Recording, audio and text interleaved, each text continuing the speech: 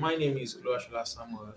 I'm a health content writer. I'm one of the graduating students from Creative Digital, where she taught us SEO, the basic and also the complex ones, things we need to know about SEO.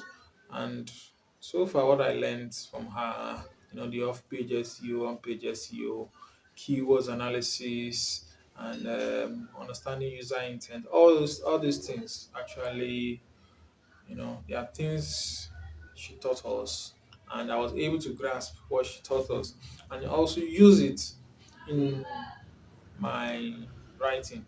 And I was able to rank on Google. I think I wrote two articles afterwards, and I was able to rank on Google first page, and it's a good one for me. So recommending anyone and everyone who wants to learn SEO to hop on Creatives Digital's campaign now, because she's good at it and she'll surely give you value at the end of the day. Thank you and have a wonderful day ahead. Bye.